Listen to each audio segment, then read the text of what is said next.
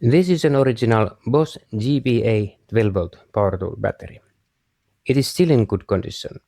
However, I need another one. So I got this Bosch compatible battery cell from AliExpress. I'm planning to build a new battery with it. Everything needed is included. The nickel strips probably aren't pure nickel, but I can reinforce them with extra strips. Here's the circuit board. Positive and negative terminals are connected here. Under the board there's an NTC thermistor for temperature monitoring. The thermistor connects to one pin. There's also a spot for balancing wire at the bottom, but as you can see, that wire isn't connected to anything further. There are also two pins connected to resistors, which go to ground. Are these meant to signal the battery type to the tool, or simulate balancing? I don't know. Bosch uses just one balancing wire in their 3-cell packs. And some Bosch batteries have none at all, so I'm not too worried, but I will monitor this battery, especially during charging. Bosch uses high quality cells and the balancing is not always needed. I'm using Sony Murata VTC5 cells. I hope they are good enough. This kit didn't come with insulation between the cells. I'm using painter's tape. It's paper based and doesn't melt, even high heat, so I'm placing it between the cells.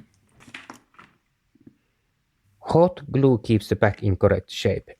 I've cracked the battery case before when the cells shifted during welding, and I want to avoid that mistake. The seller provided a wiring diagram. The blue balancing wires can be left out since they don't go anywhere. I drew a more practical wiring diagram myself. It's worth noting the wiring in the original Bosch battery is different. The original has a balancing wire. In my version from AliExpress, I left it out completely since it doesn't connect to anything. Also, the terminals are in different positions. The build itself was easy because of my diagram. I welded the strips in place according to my plan. I added a second layer of strips since I use power-hungry tools like an angle grinder. Some heat-conductive glue is needed in the center of the battery pack.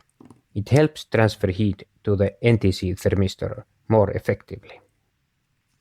The positive terminal is soldered directly to the nickel strip.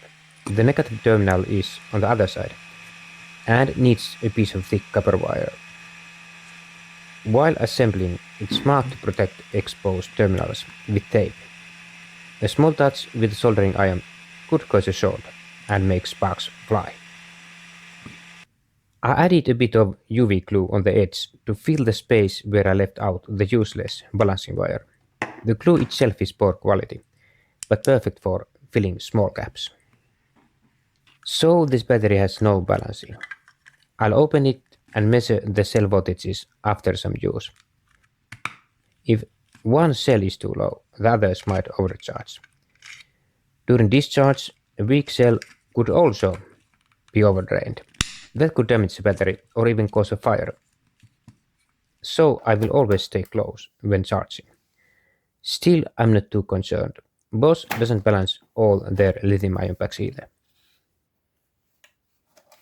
The battery charges just fine, and my angle grinder works great with it. If you enjoyed the video, please hit the like button and subscribe. Thanks for watching.